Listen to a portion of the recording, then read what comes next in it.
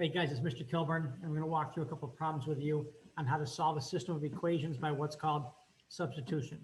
So you know how like basketball, where someone comes off the bench, there's a substituting for one of the starters. And ideally that substitute going into the game is just as good as one of those starters.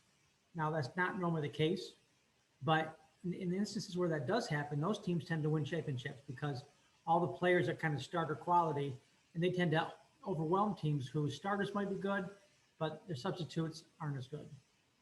In math, we really are talking about replacing equals with equals. So here's what I mean. Look at the first equation here. X equals y minus 2. All right. So I can't solve either one of these equations right now because in this equation, there's an x and a y. I can't combine like terms. In this equation, there's an x and a y. I can't combine like terms. Okay. So what I can do, though, is this. Where I see an x, replace it with y minus 2 right there.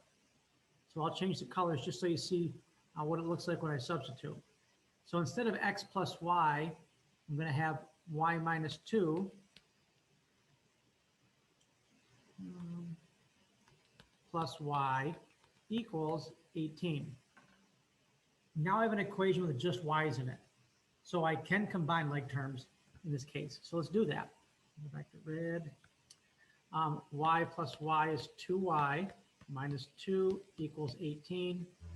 And now I'm down to a two-step equation, which should be pretty familiar. The opposite or the inverse of subtracting 2 is to add 2. Whoa, that's pretty. 2y equals 20. Divide 2, y equals 10. Now, you may at this point think, oh, I'm done, y equals 10. Well, you're not done. Because, yeah, you've got y, you don't have x. Okay? So the way you figure out what x is I use y to get x. Now I go back up to this equation here, either equation for that matter, and I substitute. Now, it does not matter which equation you use. However, with substitution, it tends to be the case that it's probably easier, in this case, to use this equation,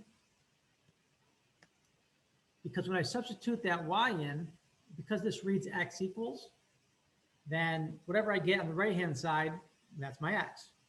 So instead of x equals y minus 2, I'm going to plug this in and get x equals 10 minus 2, which is obviously 8.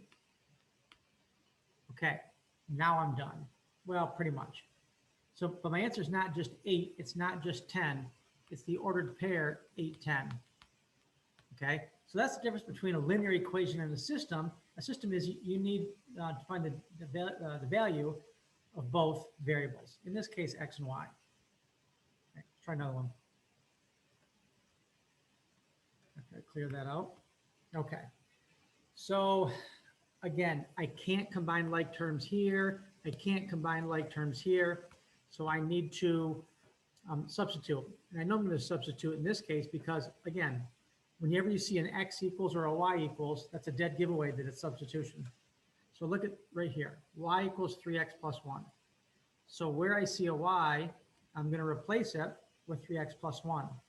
Again, I'll change the color so you can see what that looks like. So 5x minus 2, and then in parentheses, 3x plus 1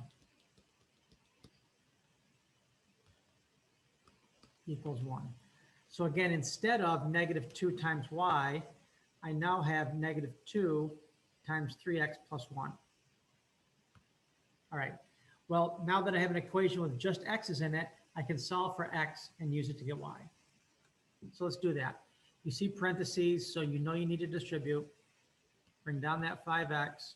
Negative 2 times 3x is negative 6x. Negative 2 times 1 is negative 2. And usually after we distribute, we need to combine like terms, which we can. 5x minus 6x is, excuse me, negative 1x, which we write as just negative x, minus 2 equals 1. Add 2, add 2. Now careful, here's where students make mistakes. They bring down the x, they know to bring down the x, but they don't bring that negative along with it. So it should be negative x equals 3. Okay, now, I'm still not done because I don't care what negative x is. I want to know what x is. So the way you remedy this is either divide both sides by -1 or multiply both sides by -1 to get x all by itself. Okay, x equals -3. But again, I'm not done. So I know what x is, but I don't know what y is. So let's fix that. I'm going to take this equation right here, and I'm going to replace x with -3. Y equals -9 plus 1. -9 plus 1 is -8. So my answer is not just -3. It's not just -8.